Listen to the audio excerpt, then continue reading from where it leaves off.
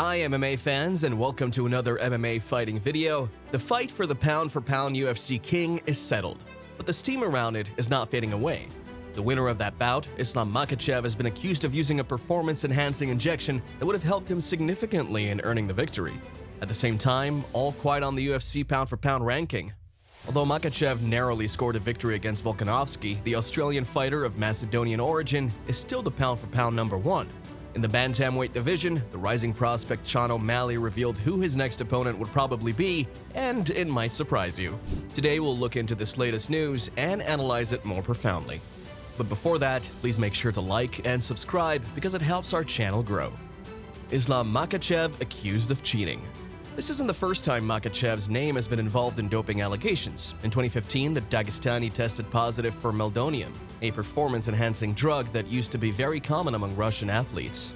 However, Islam's name was off the USADA books when it was determined that he had tested positive for the substance 3 months before the World Anti-Doping Association banned it. Today, 8 years later, a new doping scandal is circling Islam's name. The first fighter to point that accusation out was his former opponent and Volkanovski's compatriot, Dan Hooker, who went on social media accusing Makhachev of using intravenous therapy to replenish after weigh-ins, which has been an illegal practice since USADA was introduced as the UFC's anti-doping partner in late 2015.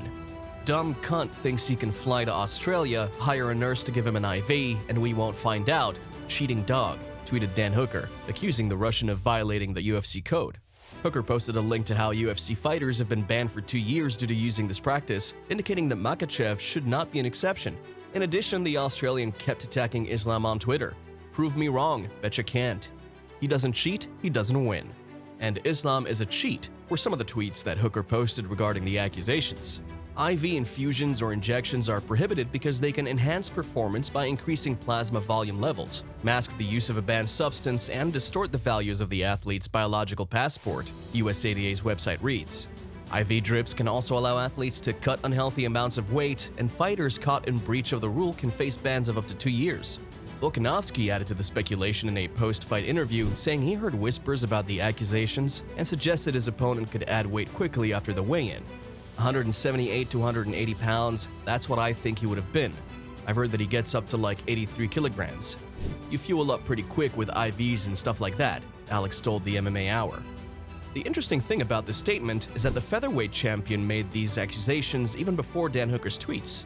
In a statement to The Independent, the agency said, USADA takes all reports of possible violations seriously, and we actively follow up on all information we receive. Islam's teammates went on social media defending their fighter. Ali Abdelaziz even used the racism card, suggesting that the belief that Makhachev lost the bout against Alexander Volkanovski is rooted in racial prejudice. Makes me sick how some of these people are so racist. You don't have to like us, but you will respect us, alhamdulillah. I know you guys don't like this, at Makhachev MMA P4P, Abdelaziz tweeted. The MMA manager, Rizvan Magomedov, who works with the Russian, shared his thoughts on this. We all know this is completely BS. The guy is a loser. He's salty and just looking for attention, and that's it, Rizvan told MMA Junkie in response to the claims. The UFC and USADA are yet to comment on the unsubstantiated cheating allegations against Makhachev, which has also been silent on the matter. For instance, the UFC middleweight Paulo Costa received a 6-month backdated ban when he admitted to using the illegal hydration method on 2 occasions in 2017.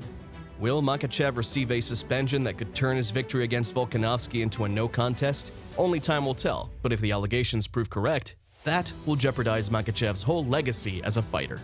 Before we move on, if you like our video so far, please don't forget to press the like button. Despite the loss, Volkanovski is still the P4P king. The official UFC rankings are updated, and Alexander Volkanovski remains the pound-for-pound number 1 on that list. While many believe this is unfair to the Russian, considering that he beat Volk fair and square, others think that he did not do enough to claim the number 1 spot. When both fighters agreed to fight each other, Islam put his lightweight belt on the line while aiming to fight Volkanovski for the pound-for-pound spot on the line. Although Makhachev won, he remained the number 2 fighter on that list, which seems unfair. Winning against Volk and not being the pound-for-pound king is the same if Volkanovski had won and not been the world's lightweight champion. It looks like there was nothing at stake for Volkanovski, and he would have remained in his spot while he had the chance to become a double champ.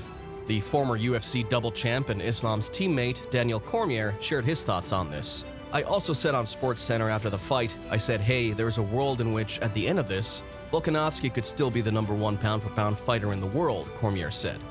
The UFC pound-for-pound list has been a topic of discussion for years. The undefeated and undisputed gangster from Oregon, Chael Sonnen, said in the past that discussing who is the pound-for-pound best fighter in the world is one step from discussing if Batman can beat Superman. However, now after this controversial decision, this topic is more actual than ever, and it's a matter of different perspectives.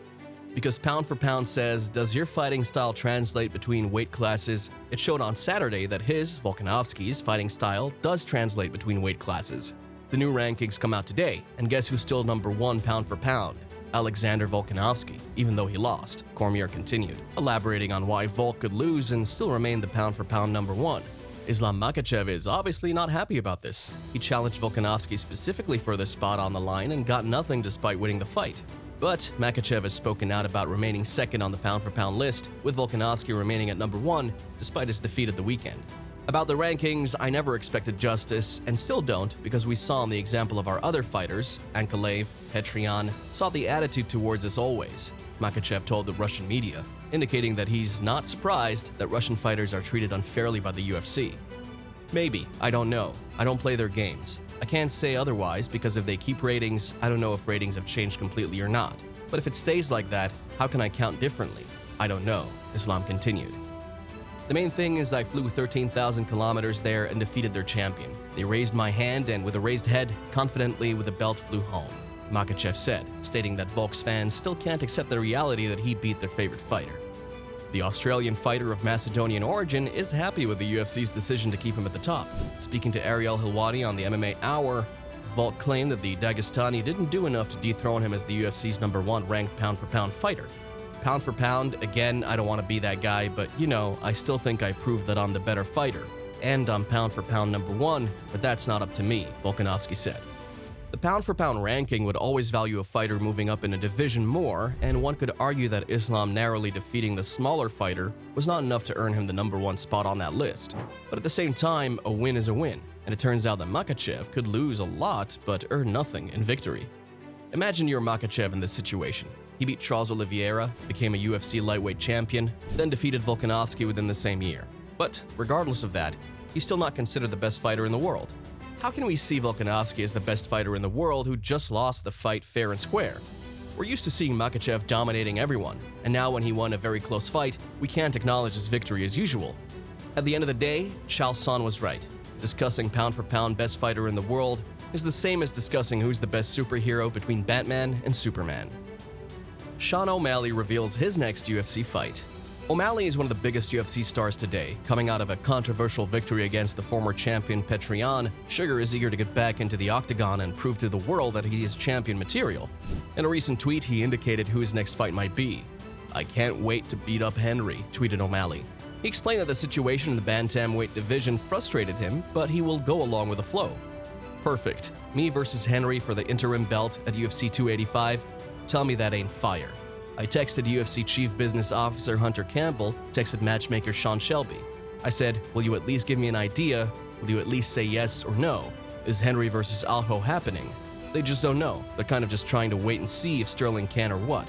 "I'm frustrated, but I'm okay because I'm just training," O'Malley said on his YouTube channel. This fight would not only determine the #1 contender, but also show how a striker like O'Malley would fare against an elite Olympic wrestler like Cejudo. On the other hand, it would be fairer if Cejudo had a warm-up fight before earning a shot at the title, especially after being out of action for almost 3 years. While Cejudo was retired, O'Malley had some fantastic performances in the octagon, and his frustration about being stepped over can only be understood. The only way to determine who deserves a title shot more is if these two fighters meet each other in the octagon. At the end of the day, who wouldn't like to see a fight between an old versus a young lion? And what do you guys think? Do you believe Makhachev cheated and Volkanovski deserves to remain the #1 pound-for-pound king? Who do you think O'Malley should fight next? Leave your thoughts in the comments, and if you'd like to watch more content like this, please make sure to like and subscribe.